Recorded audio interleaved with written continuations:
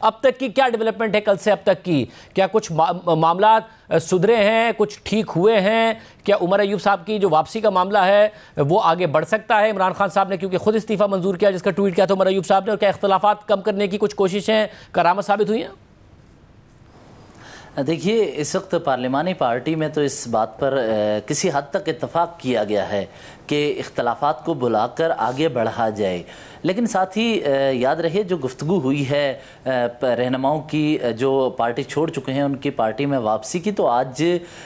بانی P T I کا پیغام پارٹی کے رہنماؤں کو ملا ہے، اور بانی پی ٹی آئی کی جانب سے بتایا گیا ہے کہ اس وقت کسی بھی ایسے فرد کی پارٹی میں واپسی نہیں ہو سکتی جو کہ پارٹی چھوڑ چکا ہے، اس پر بحث نہ کی جائے، یہ واضح طور پر بانی پی ٹی آئی کی جانب سے بتایا گیا ہے۔ لیکن دوسری طرف اگر عمر ایوب کی بات کی جائے ریزگنیشن کی، یا ان کی ریزگنیشن کو قبول کرنے یا دوبارہ سیکرٹری جنرل کے عہدے کے معاملات پر، تو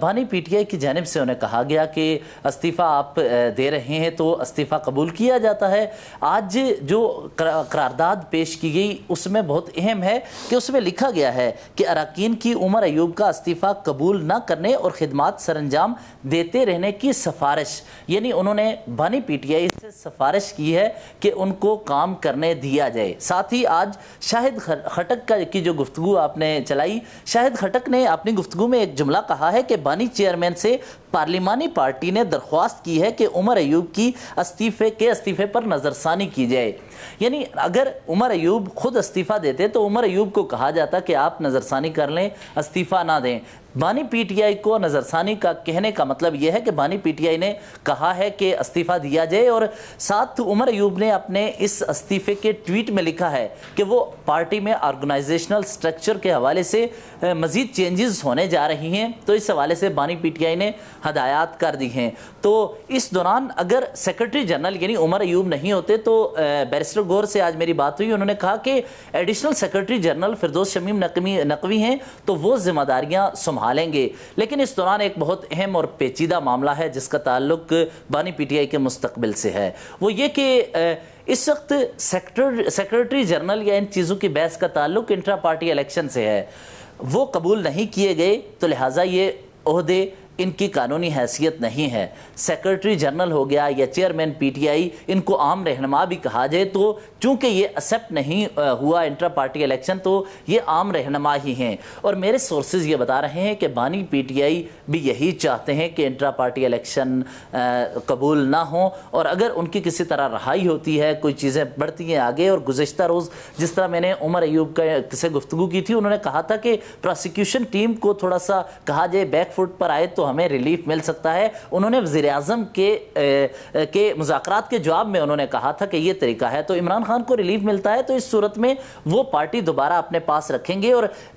عمران خان سے ملاقات کرنے والے متعدد رہنماؤں سے میری گفتگو ہوئی تو انہوں نے کہا کہ بانی P T I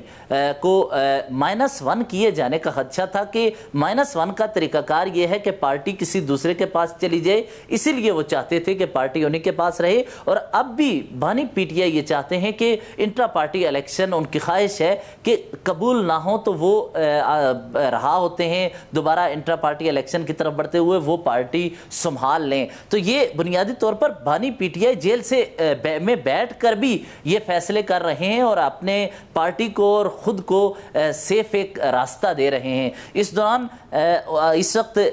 Omar Ayub کی باری آئی ہے، عمر ایوب کے بعد دیگر متعدد رہنماؤں کا بھی نام آ رہا ہے کہ ان کو بھی پارٹی کے نئے جو آرگنائزیشنل سٹرکچر ہے اس میں موقع دیا جائے گا، اور جو کوششیں کرتے ہیں۔ مگر یہ جو آج میٹنگ کے حوالے سے خبر آئی تھی کہ جی کوشش ہو رہی ہے کہ پنجاب سے کوئی اب اگلا سیکرٹری جنرل ہو، تو کیا کوئی خیبر پختونخوا اور پنجاب کی قیادت میں اختلاف ہے؟ کیونکہ جو بھی ہوگا ظاہر عمران خان صاحب کی منظوری سے ہوگا، جہاں سے بھی ہوگا۔ دیکھیے، پی ٹی آئی کے اندر تو یہ اختلاف رہا ہے کہ وہ خیبر پختونخوا سے ایک گروپ ہو گیا، دوسری طرف جس وقت ان کی حکومت تھی تو فواد چودھری اور شہباز گل اور دیگر ساتھی ایک طرف ہوتے تھے، تو یہ تو گروپ رہا ہے، اور ابھی بھی دیکھیں کہ یہ اس طرح کی کوششیں ہو رہی ہیں کہ ابھی عمر ایوب کے لیے ایک طرف قرارداد منظور ہو رہی ہے، ساتھ ہی پارٹی کے اندر کوششیں شروع ہو جاتی ہیں کہ ان کا متبادل کون ہوگا، اور اس متبادل کے حوالے سے پنجاب سے کہا گیا کہ ان ایک شخص کو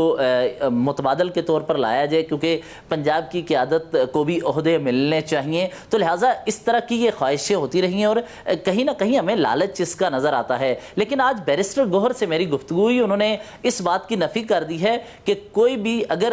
عمر ایوب نہیں ہوتے تو ان کے متبادل کسی کو نہیں لایا جائے گا، ان کے متبادل کوئی دوسرا نام نہیں ہوگا، additional secretary general Firdous Shamim Naqvi ہی اس کی ذمہ داریاں سنبھالیں گے۔ تو لہٰذا